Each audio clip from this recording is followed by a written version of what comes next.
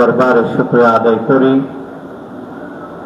যে মহান আল্লাহ পাক রব্বুল আলামিন আমাকে, আপনাকে, আমাদের সবাইকে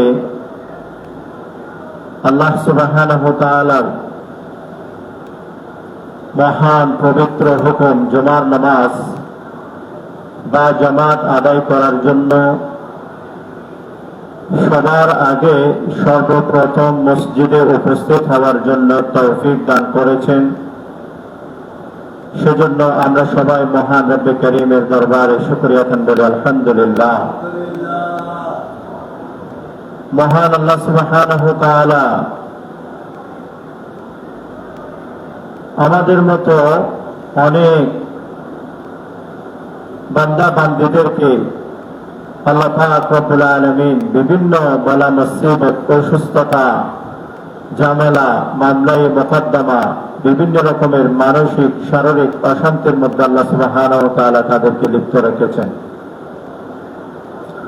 মহান আল্লাহ পাক রব্বুল আলামিন দয়া ও মেহেরবানি করে আমার উপরে, আপনার উপরে খাস রহমত, বরকত, সাকিনা নাজিল করে আল্লাহ পাক রব্বুল আলামিন যে আমাকে, আপনাকে কোরআন এবং হাদিসের কিছু আলোচনা শোনার জন্য সর্বপ্রথম মসজিদে আগমন করার জন্য তৌফিক দান করেছেন, সেজন্য আমরা সবাই আবারও মহান রব্বে করিমের দরবারে অন্তরের অন্তরস্থল থেকে সবটুকুন ভালোবাসাকে উজাড় করে দিয়ে, পৃথিবীর সব অমানিসাকে দূর করে দিয়ে, শরীরের সব ক্লান্তিকে দূর করে দিয়ে আমরা সবাই উচ্চস্বরে আবারও বলি আলহামদুলিল্লাহ। সবাই মুখোমুখি করার জন্য চেষ্টা করি রব্বানা লাকাল হামদু হামদান কাসীরান তাইয়িবান মুবারাকান ফি লাকাল হামদু কুল্লুহু ওয়া লাকাশ শুকরু কুল্লুহু আলহামদুলিল্লাহ আলা কুল্লি হাল। সম্মানিত প্রিয় উপস্থিতি, খুতবা এবং দরুদ শরীফের পরে আপনাদের সম্মুখে পবিত্র কালামুল্লাহ শরীফ এবং বিশ্বনবী রাসূল আকরাম সাল্লাল্লাহু আলাইহি ওয়াসাল্লামের লক্ষ লক্ষ হাদিস থেকে কয়েকটি হাদিস নিয়ে আলোচনা করব। যদি মহান আল্লাহ পাক রব্বুল আলামিন আমাকে তৌফিক দান করেন এবং সাথে সাথে যদি আপনারা দোয়া করেন, কোরআন এবং হাদিসের আলোকে সহিহ কথাগুলো আপনাদের সম্মুখে যেন তুলে ধরতে পারি, সেরকম তৌফিক আল্লাহ পাক রব্বুল আলামিন আমাকে দান করুক। এবং সবার কাছে দোয়া চাই আল্লাহ সুবহানাহু ওয়া তাআলা এমন কিছু কথা আমার জুবান থেকে বাহির করুক যেগুলোর উপরে আমল করে আমি নিজে এবং আমরা সবাই উপকৃত হতে পারি ইনশাআল্লাহ। আমরা সবাই জানি পৃথিবীর মধ্যে বালা মুসিবত ছাড়া কোনো মানুষ নাই, সেটা চাই ছোট হোক অথবা বড় হোক, অথবা কোন কোন মানুষের ক্ষেত্রে দেখা যায় ছোট এবং বড় উভয়টাই তার সাথে লেগে আছে। এক কথায় বলতে গেলে টেনশন ছাড়া, বালা মুসিবত ছাড়া এই পৃথিবীর জমিনের মধ্যে কেউ বিচরণ করতেছে সেরকম কাউকে পাওয়া যাওয়া খুবই মুশকিল। অনেকে মনে করে ধনী ব্যক্তিদের টেনশন কম, ধারণা ভুল। আপনি যদি তাদের সাথে চলাফেরা করেন, তাদের সাথে ওঠা বসা করেন, দেখতে পাবেন আপনার যে বালা মুসিবত এবং ওই যে পয়সাওয়ালা বড় লোকের যে বালা মুসিবত, আপনি যদি দুটোটার মধ্যে তফাৎ খুঁজেন, ডিফারেন্ট খুঁজেন, দেখতে পাবেন তার বালা মুসিবতের তুলনায় আপনার বালা মুসিবত কোনো কিছু না। যেমন এক্সাম্পল স্বরূপ, কোন একজন ব্যক্তি যদি সিএনজি চালক তার যদি সিএনজি গাড়িটা নষ্ট হয়ে যায় তার টেনশনও ততটুকু। আবার আরেকজন মিল ফ্যাক্টরির মালিক হঠাৎ করে যদি তার মিল ফ্যাক্টরিটা বন্ধ হয়ে যায় তার বলা মুসিবত, তার টেনশনও ততটুকু।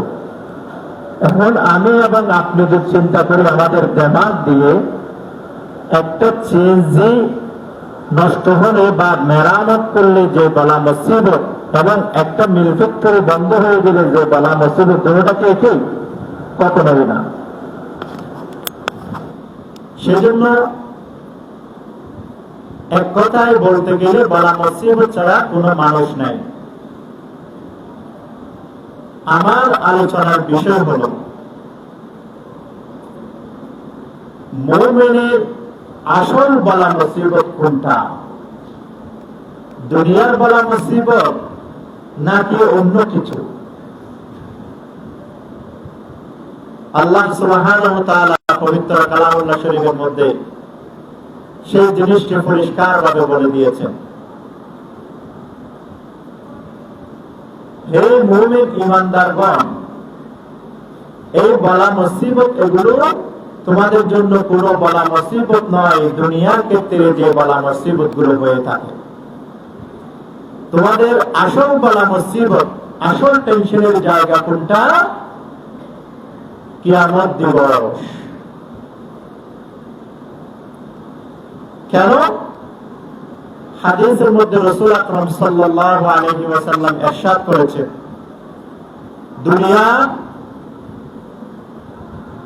দুনিয়াতে অবস্থান করার সময় কোন মুমিন ব্যক্তি যদি বলা মুসিবতের মধ্যে লিপ্ত হয় অথবা অসুস্থতার মধ্যে লিপ্ত হয়, আল্লাহ সুবহানাহু ওয়া তাআলা ওই বলা মুসিবতের বিনিময়ে, ওই অসুস্থতার বিনিময়ে ওই মুমিন বান্দে, ওই মুমিন বান্দা বান্দির মর্যাদাকে আল্লাহ সুবহানাহু ওয়া তাআলা বুলন্দ করে দেন, সুবহানাল্লাহ। অথবা তার গুনাহগুলোকে মাফ করে দেন, সুবহানাল্লাহ। তাহলে মুমিনের আসল বলা মুসিবত কোনটা? কিয়ামতের দিবস।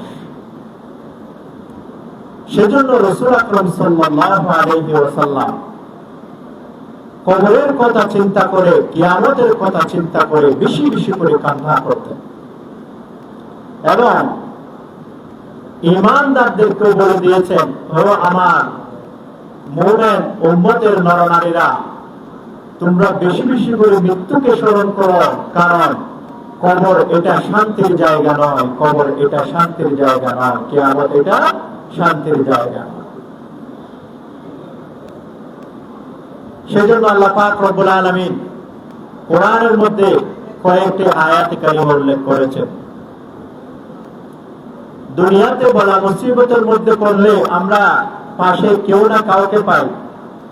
যেমন আমি অসুস্থ হলাম, আমার স্ত্রী আমার সেবা করে।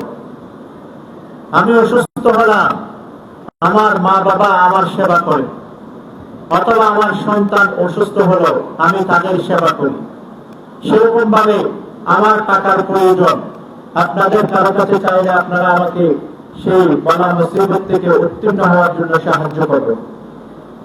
কিন্তু কিয়ামতের ময়দানটা এমন, আল্লাহ সুবহানাহু ওয়া তাআলা বলতেছেন, আউযু বিল্লাহি মিনাশ শাইতানির রাজীম, বিসমিল্লাহির রাহমানির রহিম, ফাইযা জাআতিস সাখা يوم يفر المرء من أخيه وأمه وأبيه وصاحبته وبنيه رب العالمين বলেন, দুনিয়ার বলা মুসিবতের সময় যদি তোমার প্রয়োজন হয়, তুমি কাউকে না কাউকে পেয়ে যাও। কিন্তু কিয়ামতের কঠিন মুহূর্তটা এমন বলা মুসিবত, যখন তুমি কিয়ামতের কোন বালা মুসিবতের মধ্যে পড়ে যাবে, ওই সময় সাহায্য করার জন্য তুমি কাউকে খুঁজে পাবা না। কিয়ামতের কঠিন মুহূর্তটা এত বড়ই বলা মুসিবত যে আপনি যখন কোন সমস্যার সম্মুখীন হবে, আপনাকে সহযোগিতা করার মতো, আপনাকে সাহায্য করার মতো কাউকে আপনি খুঁজে পাবেন না। ইভেন দুনিয়ার মধ্যে আপনি যাকে এত ভালোবেসে তার জন্য আপনার জীবনকে উৎসর্গ করে দিয়েছেন আপনার স্ত্রী, আপনি না আসলে পরে সে খাওয়ার না খেয়ে আপনার জন্য বসে থাকতো। আপনি যতক্ষণ না ঘরে ফিরে আসতেন, রাত্রে যতটাই বাজুক না কেন, কখন আমার প্রাণের প্রিয় স্বামীটা ঘরে আসবে, সেই স্বামীর জন্য অপেক্ষমান করে থাকতো। সেই স্ত্রীকেও যদি আপনি ওই কিয়ামতের কঠিন মুহূর্তের মধ্যে কাছে চান, সে বলবে আমি তোমাকে চিনি না। আল্লাহু আকবার। পিতা তার সন্তানকে বলবে আমি তোমাকে চিনি না। সন্তান তার বাবাকে বলবে আমি তোমাকে চিনি না। অথচ সেই সন্তানের জন্য আপনি রাতকে রাত মনে করেন নাই, দিনকে দিন মনে করেন নাই। সেই সন্তান সন্তানের জন্য আপনার যৌবন কাল থেকে শুরু করে বৃদ্ধকাল পর্যন্ত সবকিছু ধ্বংস করে দিয়েছেন। তাদের সুখের জন্য আপনি টাকা উপার্জন করতে করতে আপনার পায়ের গাম মাথার গাম পায়ের মধ্যে ফেলে ফেলে তাদের জন্য অনেক কষ্ট করেছেন। কিন্তু যখন আপনি কিয়ামতের কঠিন মুহূর্তের মধ্যে বলা মুসিবতের মধ্যে লিপ্ত হবেন, ওই সন্তান বলবে বাবা আমি তোমাকে চিনি না, আমি এই মুহূর্তের মধ্যে তোমাকে কোনো সাহায্য করতে পারবো না। ইভেন হাদিসের মধ্যে এমন আছে যে কোন কোন সন্তান তাদের মা বাবার বিরুদ্ধে নালিশ করবে, তাদের মা বাবার বিরুদ্ধে কি করবে? নালিশ করবে, বলবে আল্লাহ আমাকে জাহান্নামে দেওয়ার আগে তুমি আমার পিতাকে জাহান্নামে দাও। কেন? সে আমাকে সুদের টাকা দিয়ে লালন পালন করেছে, সে আমাকে ঘুষের টাকা দিয়ে লালন পালন করেছে, সে আমাকে দ্বীনের শিক্ষা দেয় নাই, নামাজ কিভাবে পড়তে হয় সেই জিনিসটা আমাকে শিক্ষা দেয় নাই, যাকাত কিভাবে দিতে হয় সেই জিনিসটা আমাকে শিক্ষা দেয় নাই। যে ইলম অর্জন করলে পরে আমি দুনিয়ার মধ্যে তোমাকে পাওয়ার জন্য চেষ্টা করতে পারতাম, সেই জিনিসটা আমাকে শিক্ষা দেয় নাই। সে আমাকে ইহুদি খ্রিস্টানদের কালচারদের মতো তাদের লাইফ স্টাইলের মতো করে আমার জীবনটাকে সাজিয়েছে। আজকে তুমি আমার পাপ কর্মের জন্য আমাকে জাহান্নামে দিচ্ছ, কিন্তু এটার জন্য তো সর্বপ্রথম আমার বাবাই দায়ী। কারণ আমি মুসলিম পরিবারে জন্মগ্রহণ করেছিলাম, হওয়ার পরে আমার দুই কানের মধ্যে আযান দেওয়া হয়েছে, ইকামত দেওয়া হয়েছে, কিন্তু নামাজ কিভাবে পড়ব সেই শিক্ষাটা আমাকে দেওয়া হয় না। নামাজের মধ্যে যে সূরাগুলো পড়ব সেই সূরাগুলো আমাকে সহিহ শুদ্ধভাবে শিক্ষা দেওয়া হয় নাই। কিভাবে একজন মুমিন বান্দা এই পৃথিবীর জমিনের মধ্যে হালাল মতো হারাম থেকে বেঁচে থেকে তার জীবনটাকে পরিচালনা করতে পারে সেই শিক্ষা আমাকে দেওয়া হয় না। তাহলে এটা দায়ভার কে নিবে? এটা তো অবশ্যই আমার মা বাবা, কারণ তারা আমাকে সেই সুপথে চলার পরিবেশটা আমার জন্য তারা তৈরি করে না। তাহলে বলতে চাচ্ছিলাম কিয়ামতের কঠিন মুহূর্তটা এমন একটা বিষয়, আপনার সন্তান আপনাকে চিনবে না, আপনার স্ত্রী আপনাকে চিনবে না, আপনার মা বাবা আপনাকে চিনবে না। এবং যে বন্ধুর জন্য আপনি জান প্রাণ দিয়ে দিচ্ছেন, যে বন্ধুর জন্য রাতকে রাত বাহিরে কাটিয়ে দিচ্ছেন, সেই বন্ধু আপনাকে চিনবে না।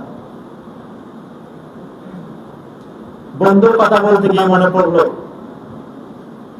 আজকালকার ছেলেরা, বিশেষ করে ইয়ং জেনারেশন যারা আছে, এখানে যারা মা বাবারা আছেন, খেয়াল করবেন আপনার সন্তান কাদের সাথে চলাফেরা করে।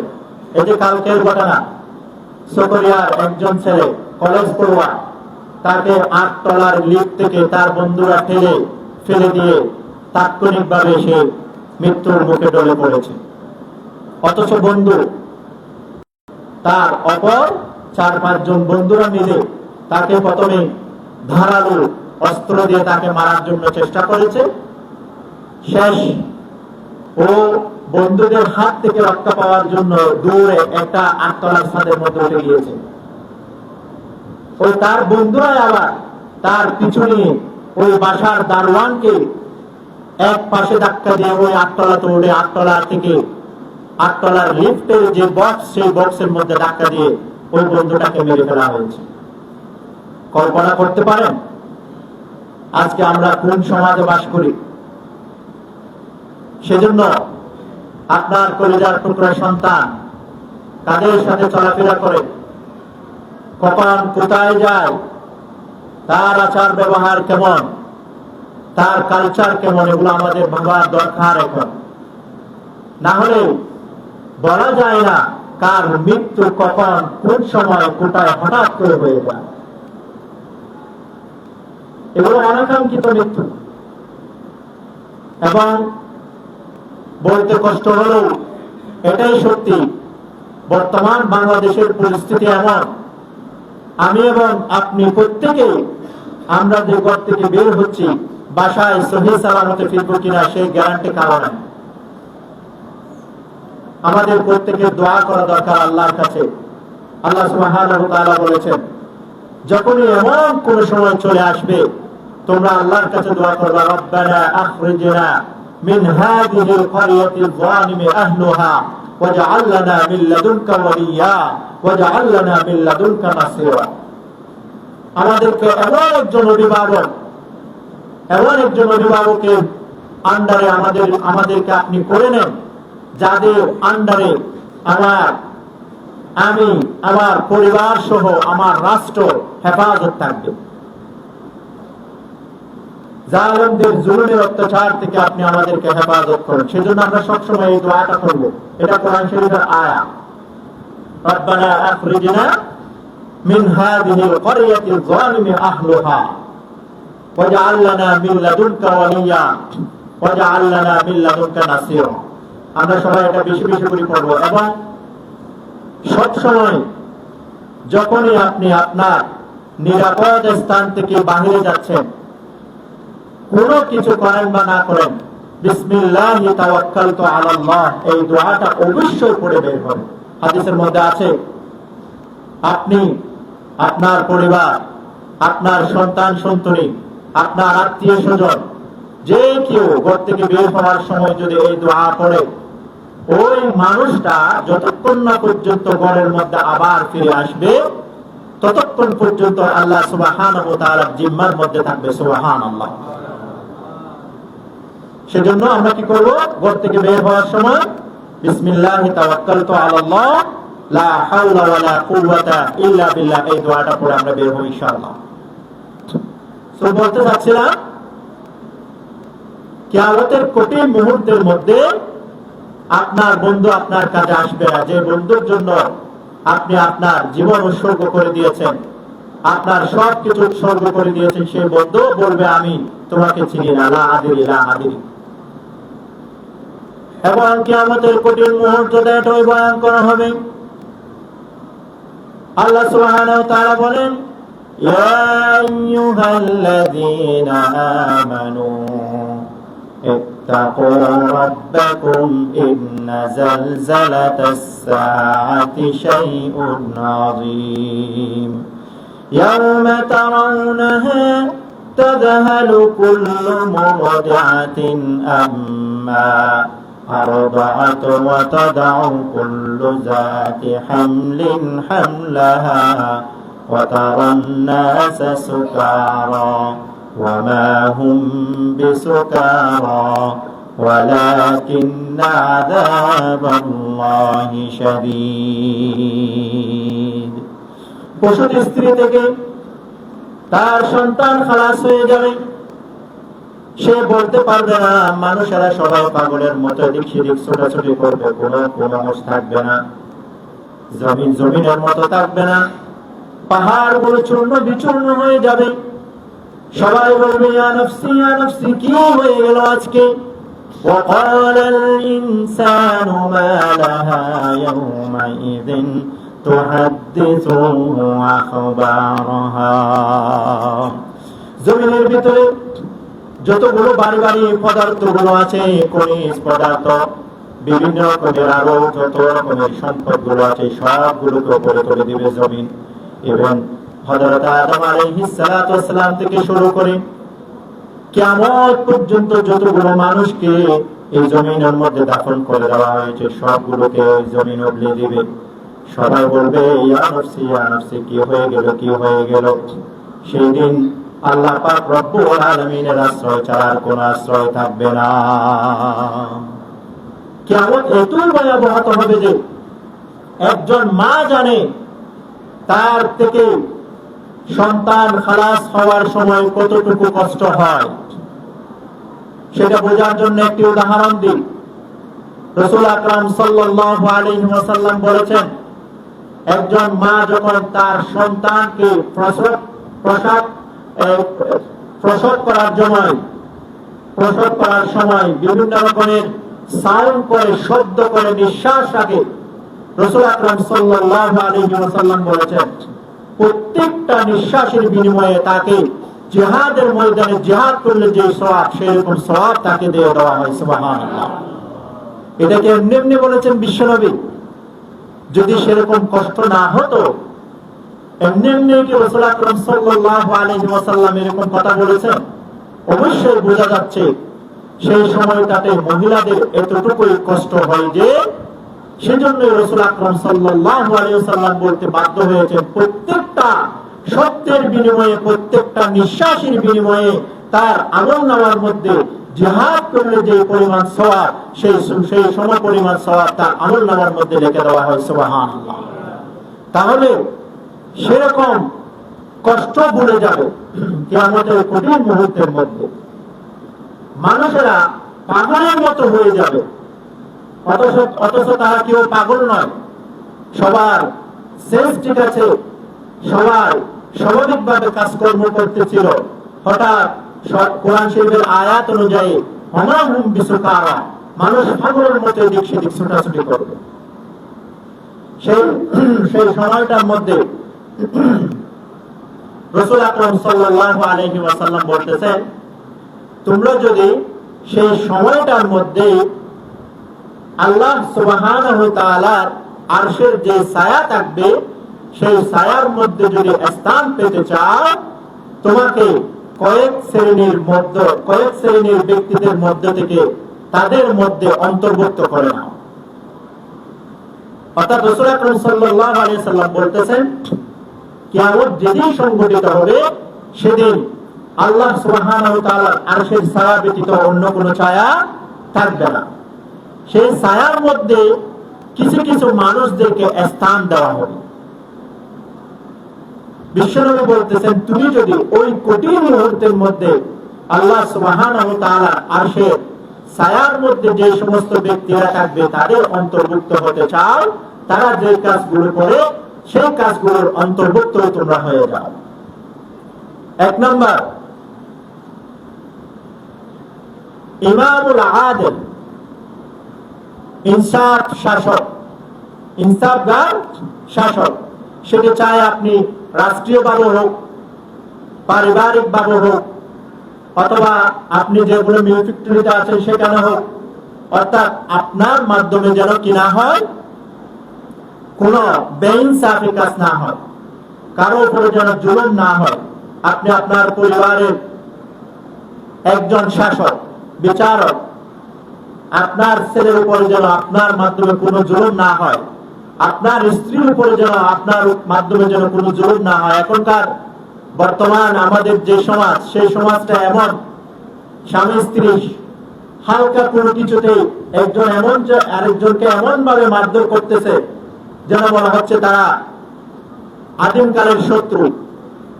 তাদের সাথে অনেক একে অপরের সাথে অনেক আগের থেকে শত্রুতায় লিপ্ত, সামান্য সামান্য একটি বিষয় নিয়ে তাদের মধ্যে এত বড় ঝগড়াঝাটি হয়ে যাচ্ছে।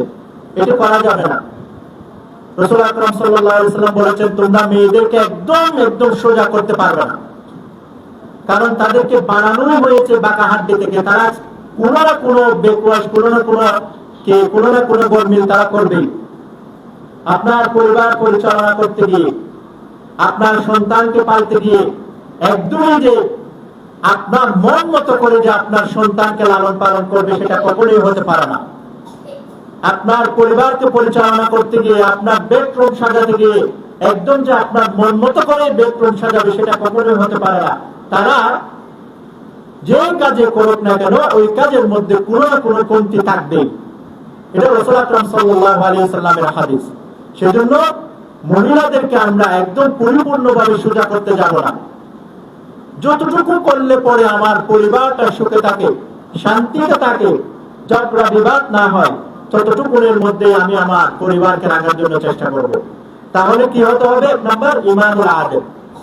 আমি 2-3 মিনিটের মধ্যে শেষ করে দিচ্ছি ইনশাআল্লাহ। দ্বিতীয় নম্বর হচ্ছে ওয়াশাবুন ফি ইবাদাতিল্লাহ।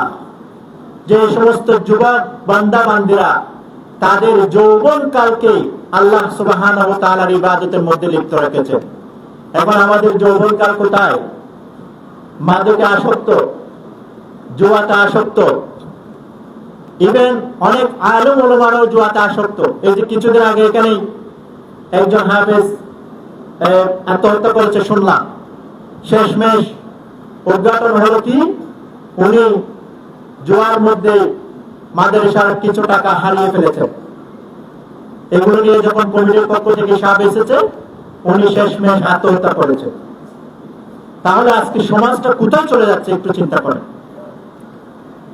সেজন্য রাসূল আকরাম সাল্লাল্লাহু আলাইহি ওয়াসাল্লাম বলতেছেন, বৃদ্ধ অবস্থায় তো তুমি এমনিতে মসজিদে যাওয়া, যখন তুমি হাঁটতে পারো না, যখন তোমার কোমরে ব্যথা, পায়ে ব্যথা, গোড়ের মধ্যে আর কতক্ষণ বসে থাকবা? তোমাকে তো এমনিতে মসজিদের মধ্যে যাইতে হবে। তুমি যৌবন কালে যে সময় তোমার বাহুতে শক্তি আছে, তোমার হাড়ের মধ্যে কোনো রোগ নাই, তোমাকে চেয়ার নিয়ে নামাজ পড়তে হয় না, সিজদায় গেলে অর্ধেক সিজদা দিতে পারো, অর্ধেক দিতে পারো না, সেরকম নয়। সেই সময়টাকেই তুমি আল্লাহ সুবহানাহু ওয়া তাআলার ইবাদতের মধ্যে কাজে লাগাও। তাহলে পরে আল্লাহ পাক রব্বুল আলামিন তোমাকে আল্লাহর আরশের নিচে ছায়ার ব্যবস্থা করে দিবেন। সুবহানাল্লাহ। তৃতীয় নম্বর হলো ওই ব্যক্তি, যে ব্যক্তির কলব মসজিদের সাথে লাগানো থাকে, একদম নেটওয়ার্কের মতো। আমি জোহরের নামাজ পড়লাম, আবার আসরের ওয়াক্ত কখন আসতেছে, মাগরিবের নামাজ পড়লাম, ইশার ওয়াক্ত কখন আসতেছে। যে ব্যক্তির কলব মসজিদের সাথে লাগানো থাকবে, মসজিদের সাথে মুআল্লাক থাকবে, রাসূল আকরাম সাল্লাল্লাহু আলাইহি ওয়াসাল্লাম বলতেছেন, ওই ব্যক্তিকেও আল্লাহ সুবহানাহু ওয়া তাআলা কিয়ামতের কঠিন মুহূর্তের মধ্যে আল্লাহর আরশের নিচে, আল্লাহর আরশের ছায়ার নিচে তার জন্য স্থানের ব্যবস্থা করে দিবেন। সুবহানাল্লাহ। চতুর্থ নম্বর হলো ওই ব্যক্তি, যে ব্যক্তি আল্লাহর জন্য ভালোবেসেছে কাউকে, এবং ওই ব্যক্তি, যে ব্যক্তি আল্লাহর জন্য কাউকে ঘৃণা করেছে, ওই ব্যক্তিকেও আল্লাহ পাক রব্বুল আলামিন আল্লাহর আরশের যে ছায়া থাকবে, সেই ছায়ার নিচেই স্থান করে দিবেন। সুবহানাল্লাহ। এবং পঞ্চম নম্বর হলো ওই ব্যক্তি, যে ব্যক্তি এমন ভাবে দান করে যে কি দান করলে সে নিজেও জানে না। অর্থাৎ এটার মানে কি, আপনি দান করেছেন, সেটা কোনের দিন কোটা দিবেন, এই চিন্তা করা যাবে না। এখন আমাদের সমাজটা এমন, যদি কাউকে আপনি 5,000 টাকা দিলেন, কোনের দিন তার সাথে গরমিল হলো, আমরা বলে দিই যে তুই কি ওই কথা বলে গেলি বন্ধু, অথবা অমুকের নাম ধরে বলি, তুমি কি ওই কথা বলে গেছো, এই দিনে তো তোমাকে আমি 5,000 টাকা দিলাম। এই কথা বলা যাবে না। এমন ভাবে দান করতে হবে, আপনি কি দান করেছেন সেটা আপনিই বলে যাবেন। যে ব্যক্তি এরকম ভাবে লোকায়িত ভাবে দান করবে আল্লাহকে রাজি খুশি করার জন্য, রাসূল আকরাম সাল্লাল্লাহু আলাইহি ওয়াসাল্লাম বলতেছেন, ওই মানুষটার জন্য আমি আমার আরশের নিচে যে ছায়া থাকবে, সেই ছায়ার মধ্যে আমি স্থানের ব্যবস্থা করে দেব। সুবহানাল্লাহ। ষষ্ঠ নম্বর হলো ওই ব্যক্তি, যে ব্যক্তি তার যে কোনো একজন সঙ্গিনী তাকে কোনো অপকর্ম করার জন্য ডেকেছে, কিন্তু সে বলেছে ইত্তাকিল্লাহ, আমি কি করি? আল্লাহকে ভয় করি। আমাকে তুমি যতই প্রলোভন দেখাও না কেন, তুমি যতই সুন্দর দেহের অধিকারী হও না কেন, তুমি যতই সুন্দর চেহারার অধিকারী হও না কেন, তুমি আমাকে কখনোই জানাহের মধ্যে লিপ্ত করতে পারবে না। এখন কি সেই সমাজ আছে? সেই সমাজ নাই। এখন হচ্ছে কে কাকে কিভাবে করে জানার মধ্যে লিপ্ত করতে পারে। ইহুদি খ্রিস্টানদের চক্রান্ত আমাদের পকেটে এখন ঢুকে গেছে। বিভিন্ন রকমের কন্টেন্টের মাধ্যমে আমাদেরকে এইগুলো শিক্ষা দেওয়া হচ্ছে, তুমি কিভাবে করে আরেকজনের ইজ্জতকে হানি করবা, তুমি কিভাবে করে জানাহের মধ্যে লিপ্ত হবা। রাসূল আকরাম সাল্লাল্লাহু আলাইহি ওয়াসাল্লামের স্পষ্ট হাদিস, তুমি যদি জানা থেকে হেফাজত করতে পারো, তোমার লজ্জাস্থানকে আমি বিশ্বনবী কথা দিয়ে দিলাম, আজমান লাহুল জান্নাহ, তুমি যতক্ষণ পর্যন্ত জান্নাতের মধ্যে যাবে না আমি তোমার জামিনদার হয়ে থাকবো। সুবহানাল্লাহ। অথচ এই কথাগুলোকে আমরা ভুলে গিয়েছি। দুনিয়ার 5 মিনিট 10 মিনিট সুখের জন্য রাসূল আকরাম সাল্লাল্লাহু আলাইহি ওয়াসাল্লাম যে আমার জামিন হবে বলেছে, সেই জিনিসটা আমরা ভুলে গিয়েছি। সেজন্য প্রিয় ভাইরা আমার, সমাজটা আস্তে আস্তে দিন দিন গুনাহের দিকে ধাবিত হচ্ছে, খারাপ কাজের দিকে ধাবিত হচ্ছে। এই মুহূর্তে আমাদের দরকার সমাজে বিশেষ করে আমি যুবক ভাইদেরকে আহ্বান জানাবো, আপনারা কয়েকজন বন্ধু বান্ধব মিলে এমন একটি গ্যাং তৈরি করেন, যেখানে অন্যায় হবে সেখানে আপনি যাবেন, যেখানে অন্যায় হবে তাদেরকে আপনি বুঝাবেন, যারা নামাজ পড়বে না তাদেরকে নামাজের দাওয়াত দিবেন, যারা মদ্যপান করে তাদেরকে ওখান থেকে ফিরিয়ে আনার জন্য চেষ্টা করবেন। এভাবে করে না করলে পরে বর্তমান দেশের যে পরিস্থিতি, ভবিষ্যৎ 5 থেকে 10 বছরের মধ্যে কোথায় যায় কোনো হিসাব থাকবে না। সেজন্য আল্লাহ পাক রব্বুল আলামিন আমাদের প্রত্যেককে কিয়ামতের ভয়াবহতা যে বর্ণনা করেছে সেখান থেকে বেঁচে থাকার জন্য তৌফিক দান করুক, এবং আল্লাহর আরশের নিচে যে সমস্ত বান্দা বান্দীদেরকে ছায়া দিবে তাদের অন্তর্ভুক্ত হওয়ার জন্য তৌফিক দান করুক, এবং আমরা ঐক্যবদ্ধ হয়ে আমাদের সমাজকে সুন্দর এবং সুশৃঙ্খল ভাবে যেন পরিচালনা করতে পারি, সেরকম তৌফিক আমাদের সবাইকে দান করুক। ওয়া আখিরু দাওয়ানা আলহামদুলিল্লাহি রাব্বিল আলামিন। আসসালামু আলাইকুম ওয়া রাহমাতুল্লাহ।